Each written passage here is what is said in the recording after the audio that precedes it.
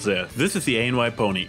Today I want to share my thoughts on one of the most asked questions every brony has to answer sooner or later. I want to talk about my thoughts on... No, not this one, the other question.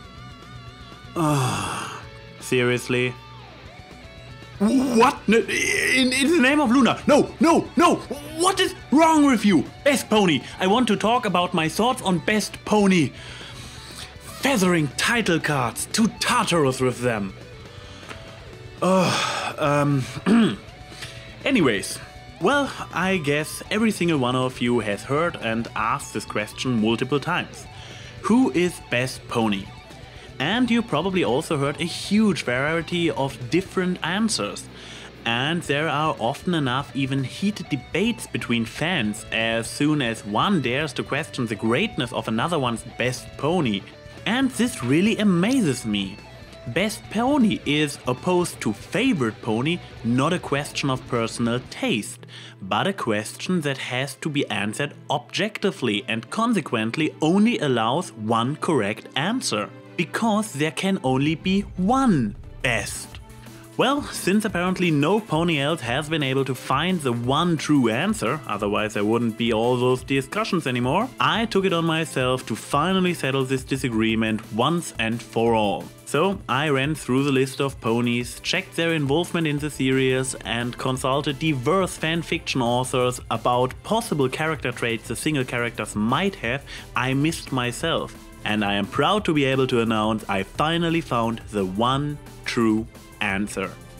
Bronies and Pegasisters, fillies and gentlecoats, be prepared to get your mind blown by an answer so obvious you probably never even thought about it.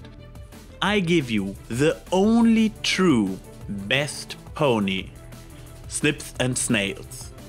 Yes, sorry, just kidding. They are two ponies, of course. But you have to look at them as one duo. And it is their dynamic as a duo that makes them so awesome in the first place. But I'm getting ahead of myself. First, I want to eliminate a terrible misinterpretation of those two as moronic idiots. I admit I have been there myself when I was new to the fandom. When I saw Ghostbusters for the very first time, I was not only wondering what's wrong with those two retards, I felt straight out offended. There hadn't been many male characters introduced at this point besides Spike and Big Mac. And the first two with a lot of dialogue and screen time are the cold versions of Laurel and Hardy. It wasn't until their next appearance in The Showstoppers that I spent any more time thinking about those two. But during the second appearance I realized something.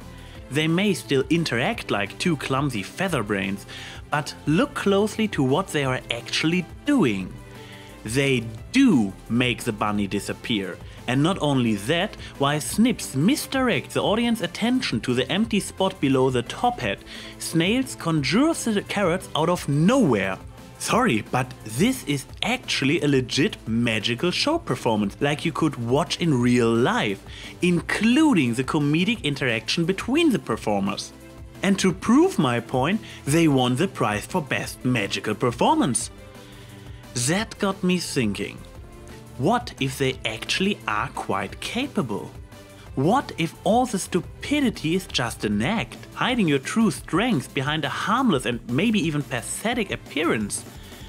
Ever heard of The Usual Suspects? Or King Boomy in Avatar: The Last Airbender?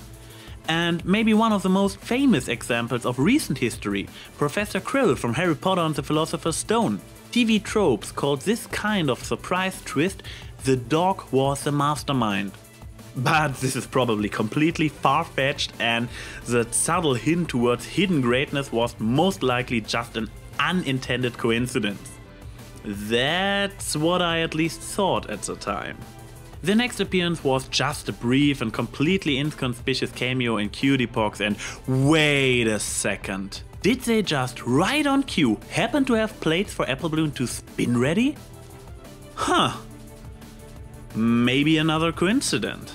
Moving on to their next appearance in Mysterious Mayor Duel. Okay, they seem pretty ordinary in this one, causing some shenanigans in the opening scene, fanboying a bit for Rainbow Dash, and being the concerned voice of reason when the protagonist acts stupid. Wait, what did I just call Snips? Voice of reason? Huh. Another easily missable moment of actual competence. Curiouser and curiouser. Now for the big one. Ponyville Confidential. What do you know? They are the clumsy, incapable morons we made them out to be when we got introduced to them in the first place. So everything happened in between were just coincidences, right? I mean, they seem quite reasonable when they are not in the spotlight, but as soon as they draw attention, they suddenly become idiots? Like, if they want to make sure that every pony thinks of them as stupid, while they can be observed acting rather normal as soon as they are capable of blending in. And that's when it struck me. Remember, the dog was a mastermind? Well, I know what you're saying now. Even if Snips and Snails' stupidity would only be an act, what were they supposed to be hiding? What makes them worthy being called masterminds? They do nothing intelligent. They get stuck to each other with gum, praise Trixie for her made-up stories, and blow the motherload of stupid when they actually bring an Ursa Minor to Ponyville. Well, prepare your mind to be blown. Yes, their actions seem pretty stupid from close up, but widen your view. What are the consequences of their actions? In Ghostbuster, they catalyze, if not even bring off by themselves, the scenario necessary for Twilight to learn one of her most important lessons. To be confident in her own powers and to know that her friends completely stand behind her in this regard. And in Ponyville Confidential, the CMC would have given up on the whole journalist thing in the very beginning if it weren't for Snips and Snails just happening to be there in the right place at the right time to provide the story for Gubby Gunn's first headline. Again, they provided the crucial aid for the story to unfold and therefore for the protagonists to learn an important lesson. And their smaller appearances also fit into this picture.